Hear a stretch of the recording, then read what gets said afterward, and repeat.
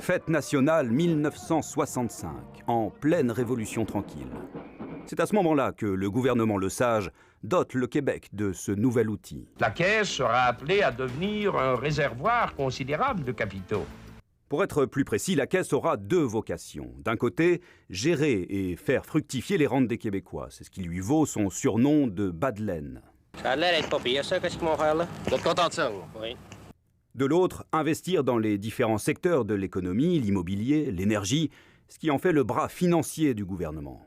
Quand la Caisse a été créée, on tablait sur 2 milliards d'actifs en 1976, 4 milliards en 86. L'augmentation sera beaucoup plus rapide. On atteint 227 milliards de dollars juste avant la crise financière de 2008. Heureux de prendre la direction de l'organisation qui est en excellente santé financière.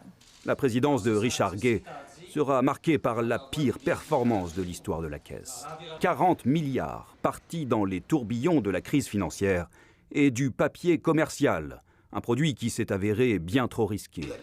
L'ancien président Henri-Paul Rousseau en prendra la responsabilité.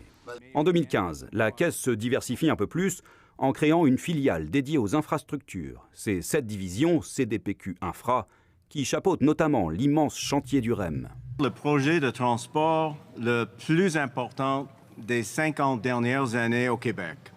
Au total, 9 présidents, tous des hommes, vont se succéder à la tête de la Caisse. Dans le portefeuille que Charles Hémon récupère, il y a aujourd'hui plus de 300 milliards de dollars. Ici Mathieu Prost, Radio-Canada, Montréal.